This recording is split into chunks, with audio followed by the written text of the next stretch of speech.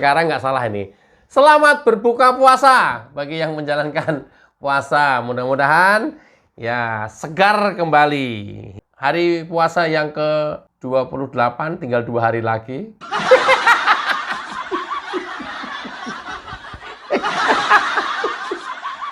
Kacau lo, Gri. Pengen cepet-cepet lebaran lo. Pengen cepet pulang kampung. Pengen ngerasain katanya ada diskon tol. Sumpah, katanya dapat diskon tol katanya.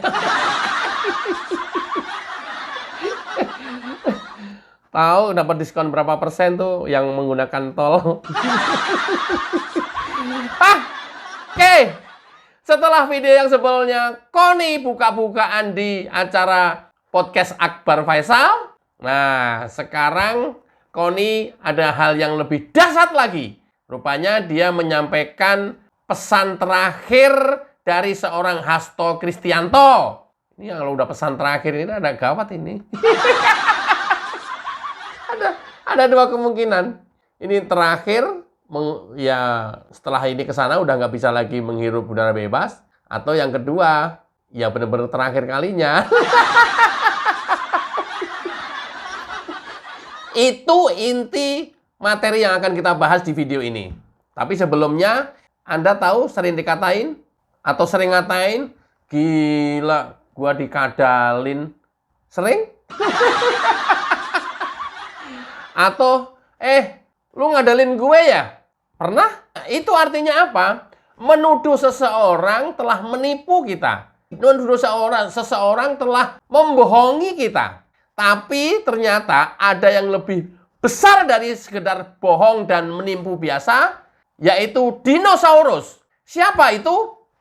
Check it out. Ketika Anda berpikir Anda itu seorang kadal, seekor kadal, aku ini dinosaurus. Wait.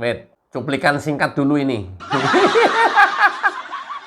Ini masyarakat supaya tahu nih. Sebenarnya siapa sih mereka? Siapa sih dia? Perempuan yang tampil di media televisi? Perempuan yang tampil di ruang-ruang publik ini? Yang dia bilang pengamat militer? Siapa sih sesungguhnya dia? Kok kayak yes banget gitu? Sebenarnya ini tadi. Kalau orang bilang dikadalin, gua itu dinosaurus. Artinya apa? Pembohong besar. Kalau tadi dibohongin, itu so-so saja. Ini dinosaurus, pembohong besar. Dia sendiri yang ngomong. Jadi Koni itu adalah pembohong besar. Perempuan pembohong besar. Kalau bilang dikadalin itu ditipu, ya, ditipu itu bukan berarti material ya. Ditipu dengan kata-kata, ditipu dengan informasi, ditipu dengan omongan gitu ya. Waduh, gua dikadalin. Itu ditipu. Koni itu adalah dinosaurus. Rajanya penipu besar. Bukan material ya. Rajanya penipu besar. Kata-kata, omongan, informasi, ya segala macamnya. Itu Koni. Jadi kita sekarang jadi tahu sebenarnya siapa sih perempuan yang sering tampil di ruang publik ini nih. Koni Bakri ini siapa ini? Koni Bakri ini siapa? Itu lagi. Tak lebih dari seorang perempuan dinosaurus. Artinya apa? Penipu ulung, penipu besar, pembohong ulung, pembohong besar. Saya highlight lagi, bukan penipu material ya, bukan penipu perdata, penipu informasi, penipu rekayasa, penipu segala macam seperti itu. Dia sendiri yang ngomong, dia sendiri yang menyampaikan ini di podcastnya dengan Akbar Faisal. Luar biasa kan? Oh, ternyata mbahnya kadal, Gri. Bukan, dinosaurus. Mbahnya kadal, komodo kali ya. Ini dinosaurus, men. Apa? Ya, pembohong besar. Baru tahu kan? Iya, gue juga baru tahu. Kenapa nggak dari kemarin-kemarin, Gri? Lu kasih tahu. Ya enggak, gue juga baru tahu. Setelah dia ngomong.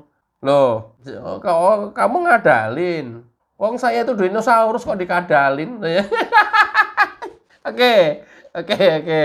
Coba kita lanjut. Sebagai sahabat Mas Hasto, saya cuma berharap begini. Dia ini kan yang saya kenal ya. Orang yang hidup matinya untuk partai dan untuk Ibu Mega. Ketika kami duduk di Teguh Umar itu, beliau menitipkan kepada lawyer satu kertas lecek lah. Kayaknya kertas yang dia grab seadanya. Karena katanya memang nggak ada kertas, nggak ada apa yang bisa disediakan. Lalu kertas itu diberikan oleh Pak Magdir kepada ibu. Magdir Ismail pengacaranya. Oke. Karena ibu sebelah saya, ibu baca. Dan ibu tuh kaget gitu dan mungkin agak bergetar ya suaranya. Karena Mas Hasto cuma bikin 2 kata. Jaga ibu, jaga PDIP. Karena menurut saya jika terjadi apa-apa sama PDIP, negara ini bisa semakin gelap. Oke, sampai di sini dulu. Ini adalah channel penerangan. Kalau dulu Departemen Penerangan zaman Gus Dur itu dilikuidasi, sampai sekarang udah nggak ada lagi. Nah, ini sebagai gantinya ini, Departemen Penerangan Partikelir. Tidak punya anggaran, tidak bergaji, ya. Juga tidak meminta-minta. Tapi kalau mau menyumbang ya silakan. Ya! Walah, krik. Ujung-ujungnya pengemis juga lu. Nggak bercanda. Kembali lagi ya. Aduh, nanti ada yang komen, Gri, nomor rekeningnya berapa, Gri? Kasihan banget katanya. Enggak, bercanda. Nanti kalau transfer beneran gue balikin loh.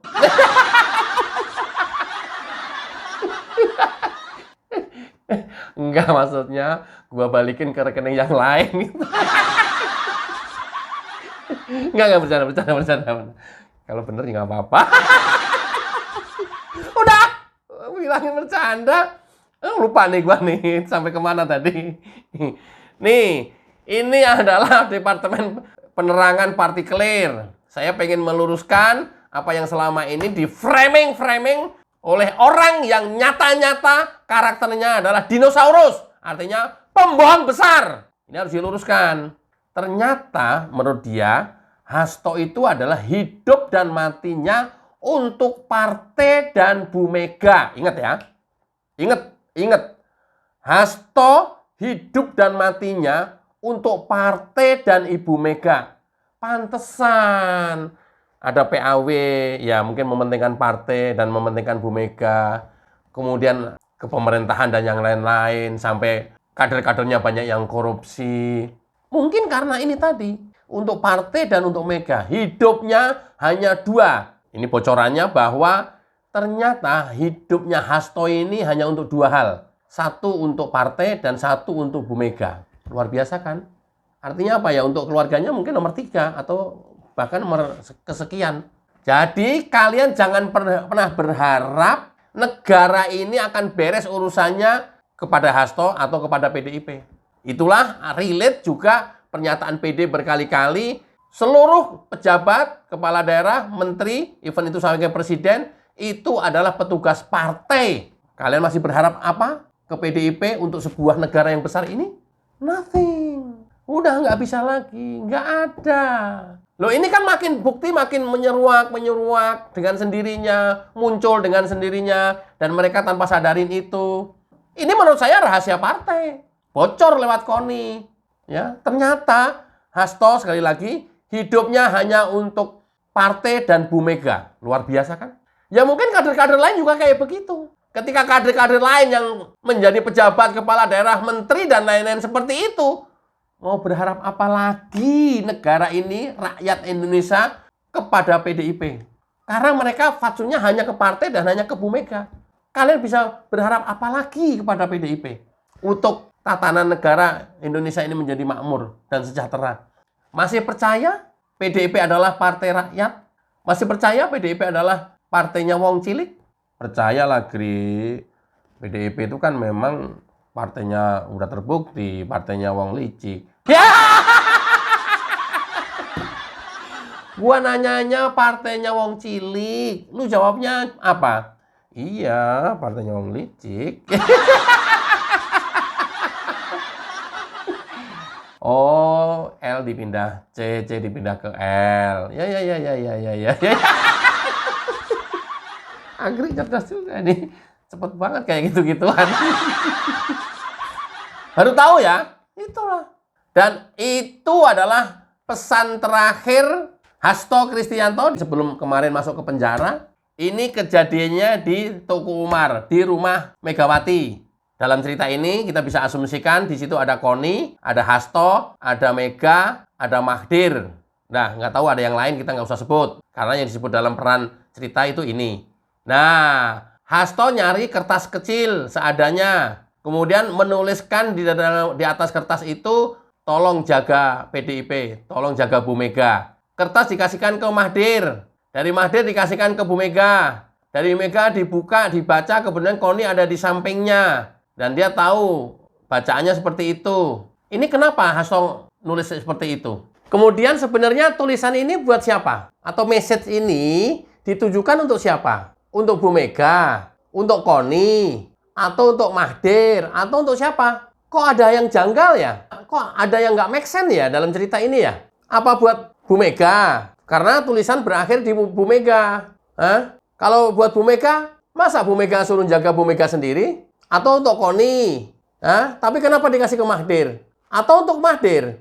Oh, mungkin untuk Mahdir kali ya. Yes, sakarepmu. Enggak, gua mencoba. Aduh, ini jangan sampai membuat skenario ada yang miss gitu. Atau ada yang terputus dalam cerita itu. Atau ada yang nggak nyambung dalam cerita itu. Ini pesan buat siapa? Atau buat Mahdir? Dari Hasto? Ya kalau dari Hasto ke Mahdir kan deket. Ngapain pakai tulisan kertas? Cukup dibisikin aja. Pak Mahdir, saya nanti kalau ditahan, titip Bu Mega sama titip PDIP ya. Jawaban Pak Mahdir, enak aja lu tok. Lu tahan-tahan aja dulu sana. Titip main titip-titip aja. Emang penitipan apa? Itu dalam ilusi saya. Tapi kok jadi saya ingat ketika dulu pertama diperiksa sebagai saksi, ya, si Deddy Sitorus itu cerita bahwa Hasto sudah menitipkan anaknya. Loh, kok ini semua dititipin ke orang lain? Gimana ceritanya ini? Ayo, siapa lagi? Tuliskan di kolom komentar yang mau dititipin. Nggak jadi. Emang udah tahu mau dipenjara atau mau ditahan? Atau seperti apa? Ya berarti kalau tahu mau ditahan, ini adalah kata-kata terakhir atau pesan terakhir Hasto. Ya mungkin terakhir kalinya Hasto menghirup udara bebas. Bisa jadi dalam jangka waktu yang tak terbatas dan belum diketahui olehnya. Atau bisa jadi ya nggak tahu, akan selama-lamanya nggak tahu. Ada dua pesan, tolong titip jaga Bu Mega dan jaga PDIP. Ini pesan Hasto yang terakhir. Setelah ini Hasto mau kemana saya nggak tahu. Ini dokumen rahasia ya, termasuknya kategori saya. Dan dibocorkan oleh Koni. Koni saksi sejarahnya. Dan surat itu dibaca oleh Bu Mega. Bu Mega tampak bergetar dalam gambaran Koni. Nah, yang berikutnya, ini asumsinya Koni kalau yang ini. Karena kalau seandainya terjadi apa-apa dengan PDIP, Indonesia ini akan bisa lebih gelap lagi. Nggak jadi. Aku tadi mau ngomong apa yo? Terongmu itu.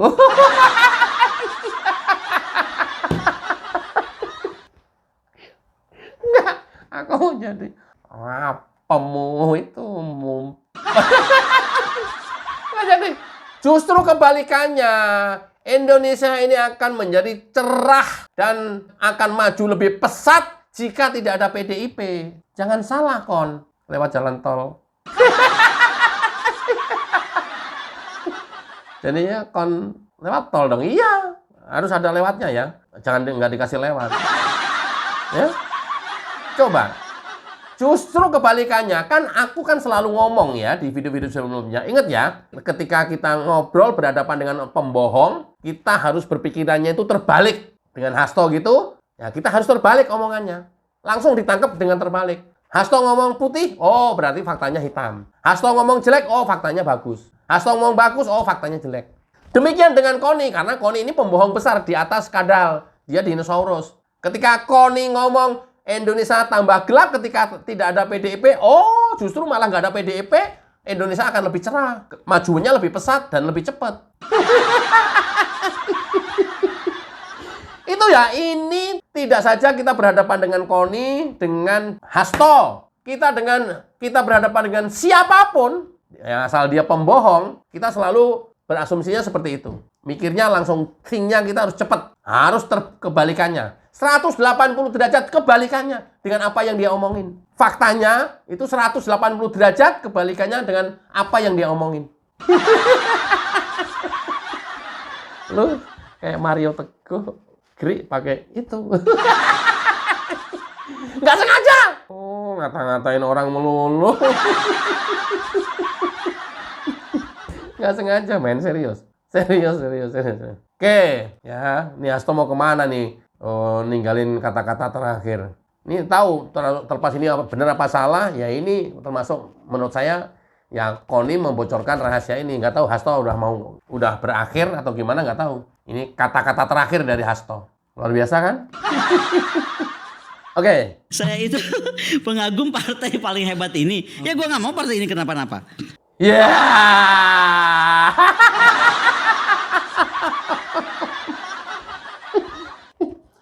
Dulu pengagum Partai Nasdem.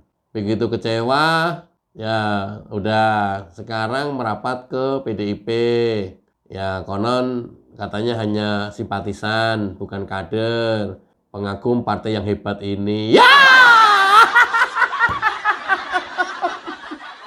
PDIP dikatain partai hebat.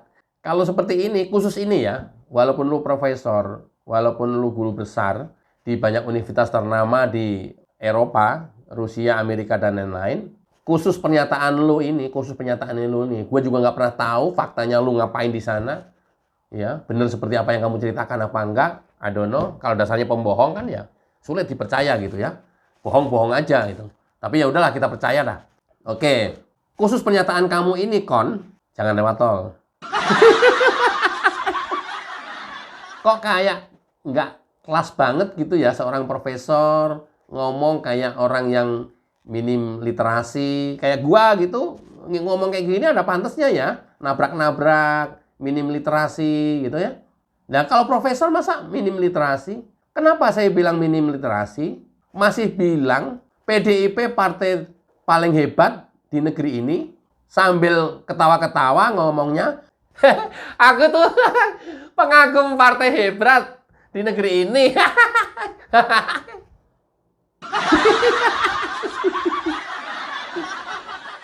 Kamu minim literasi, hebat apanya, Kon? Partai paling banyak koruptornya itu dari PDIP, Kon. Baca dah. Jangan sampai dikatain minim literasi, Kon. Dan kamu telusurin itu pintunya ya. Dari pintu itu kamu telusurin semuanya, Kon. Terus nanti dapat semuanya itu. Bagaimana kamu bisa bilang partai hebat di negeri ini? Pemenang oke, kita akuin. Ya mungkin dari situ kali kamu bilang hebat di negeri ini. Tapi prestasinya, kontribusinya untuk bangsa dan negara rakyat Indonesia, aduh jauh dari yang diharapkan. Ya katanya partai wong cilik, enggak, partainya wong licik. Coba kamu telusurin dari sana. Kemudian dari literasi-literasi lain, peristiwa-peristiwa lain, yang paling anget aja lah. PAW, pemaksaan demokrasi kan itu kan. Kemudian pagar laut, yang teriak-teriak, oh ternyata kader PDIP pelakunya. Penolakan PPN 12%, yang sok pahlawan, persis polisi India. Polisi India itu, dia diem aja kalau lagi ada peristiwanya. Begitu peristiwanya udah selesai, dia datang, mana penjahat, tangkap. Nah, dia laporan seolah-olah dia yang melakukan itu. Persis kayak Diah Pitaloka ketika menolak PPN 12%. Karena masyarakat banyak demo, ya dia di parlemen udah kayak pahlawan kesiangan. Padahal ketua panjanya PDIP, ketua DPR-nya PDIP. Hebat di mananya? Kalau hebat seperti yang kamu gambarkan sebagai dinosaurus, saya maklumin, mungkin iya. Tapi kalau hebat, ya seperti rata-rata orang bilang, membela masyarakat, membela rakyat, jauh panggang dari api. Hah? Oke, lanjut. Saya cuma berharap Kakak Akbar bisa menjaga Indonesia kita. Adalah menyedihkan, saya malu ketika media kita nggak mengangkat soal demo-demo adik-adik kita yang tercinta itu tentang Indonesia gelap. Tapi media asing mengangkat kemana-mana. Saya berharap Indonesia bisa kita terangkan kembali. Dan salah satunya saya harapkan dari meja dan ruang.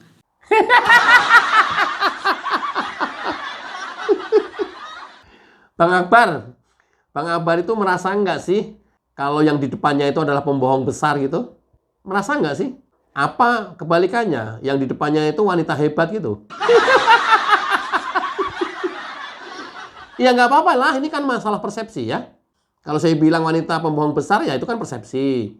Kalau kemudian Bang Akbar bilang ini adalah wanita hebat, wanita tangguh, kan sama persepsi juga. Kan nggak ada datanya gitu ya.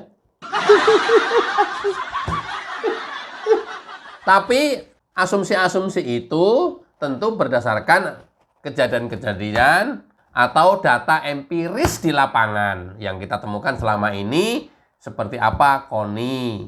Saya udah bahas sebelumnya. Tapi nggak tahu Bang Akbar menutup itu semuanya, seolah-olah itu nggak pernah ada peristiwanya, kebohongan-kebohongan besar yang dilakukan oleh KONI, dan mereka yang di depannya itu adalah wanita hebat. Nggak tahu juga, Bang. Loh, dari ucapannya ini, kok jadi apa ya? Sedikit banget nasionalismenya si bocah ini nih, bocah perempuan ini nih. Kenapa kemudian menjadi bangga media asing menyiarkan demo Indonesia gelap, sementara media kita enggak? Seolah-olah dia bangga. Setengah seperti mempertanyakan juga kenapa media kita juga enggak ikut menyiarkan. Nasionalismenya di mana? Enggak, ini kan sudah mendapatkan green passport nih di Rusia. Mudah-mudahan enggak kembali lagi dah. Saya jadi ingat zaman penjajahan dulu Belanda. Orang-orang Indonesia banyak banget yang menjadi pengkhianat. Banyak banget kan. Karena difasilitasin Belanda, karena dapat penghidupan, karena dapat uang langsung, karena dapat kedudukan, karena dapat fasilitas. Sehingga dia membela Belanda. Makanya Indonesia nggak merdeka-merdeka karena ada pengkhianatnya. Nah, ini juga curiga seperti ini nanti ini. Kalau seperti ini pola-pola pikirnya KONI, gua curiganya ke sana. Ini saya anggap rasa nasionalismenya nggak ada. Orang kan mesti ditutupin apa yang kejadian di dalam negeri gitu ya. Tapi ini media kita nggak menyiarkan, media asing menyiarkan, malah protes, malah komplain. Hah? Di mana? Otaknya di mana? Seorang profesor. Otaknya KONI di mana? Profesor loh ini. Rusia men. Negara maju. Ya, tentu pola pikirnya orang-orang Rusia juga beda dengan orang-orang kita. Tapi ya kita bisa ukur kalau begitu sebagai parameter KONI yang hidup di sana kayak begini.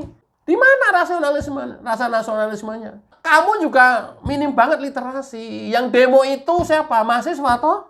Yang kata kamu bangga diliput media asing tapi Indonesia tidak meliput, kamu sedih? Kamu tahu nggak? Mahasiswa itu siapa yang demo? Demo tuntutannya apa? Digerakkan oleh siapa? Lo kayak begini ngaku profesor dengan segala karir yang mentereng dalam cerita ya. Kalau gua mah, demo ini nggak orang-orang yang nggak waras. Dia pakai tagar Indonesia gelap, ya. Ada aktor PDP di sana, ada indikasi kuat banyak yang dibayar. Begitu bayarannya habis juga demonya melemah. Tuntutannya adalah dua, yang sangat mencolok. Banyak tuntutan lain, ada 13 atau berapa itu. Satu, menolak makan siang gratis atau minta dievaluasi kembali, artinya menolak. Yang kedua, menolak efisiensi anggaran. Aduh, otaknya nyampe juga enggak. Menolak, aduh, efisiensi anggaran, aduh, nggak bisa. Mikirnya gua nggak bisa. Ya ini kan kalau seperti ini kan kemudian kita bisa sinalir anak-anak pejabat, anak-anak politisi, orang tuanya yang ada di DPR, DPRD, orang tuanya ada yang di kementerian, bupati, wali kota, gubernur, yang kepentingannya kerannya dikecilin sama pemerintah, sehingga anaknya suruh demo. Coba cek, nggak realistis banget. Kayak begini loh, kon kamu bangga demo Indonesia gelap diliput oleh negara asing. Ini saya nggak tahu, KONI ini jenis manusia apa ini? Ya kalau bohongnya sih dia sendiri yang ngomong. Gua itu udah sekelas dinosaurus kalau bicara bohong. Bisa saja saya berpendapat lantaran kamu mau minta menteri luar negeri nggak capek. Lantaran kamu mau minta wamen Menteri Pertahanan nggak capek. Kan dua hal itu kan yang kemarin kamu ngotot. Dan ini udah banyak contoh orang-orang yang sampai dengan hari ini nyinyir, itu oportunis jati. Yang mereka tidak dapat jabatan, yang mereka dipecat, yang mereka nggak dapat kesempatan. Ini kan yang dua hal ini kan, yang kamu gagal dari kemarin. Kamu jangan sok kon. Jangan lewat tol ya. Nanti lebaran dikit lagi ada diskon tol. Hah? Apa ini manusia apa ini? Profesor kayak begini. Ya tapi memang sih ya di lingkaran yang terdekat yang tinggal di Indonesia juga doktor, profesor kita ya pemikirannya kayak begini, nggak jauh-jauh juga. Nggak tahu. Kejadian apa di Indonesia seperti ini? Mahasiswa menolak efisiensi anggaran. Karena kepentingan bapaknya terganggu, kepentingan ibunya terusik, kepentingan keluarganya menjadi tidak lancar. Mungkin berimpak kepada uang jajannya, mungkin. Oh, Indonesia gelap, nuntut itu kok dibangga-banggakan. Apa? Indonesia gelap, lu. Ya kalau gelap kan begini, kalau begini kan mata, lu. Kalau begini kan Indonesia cerah. Ya pantas memang orang-orang yang nggak bisa melihat Indonesia seperti ini ya. Dia bilang Indonesia gelap. Mata lu picek.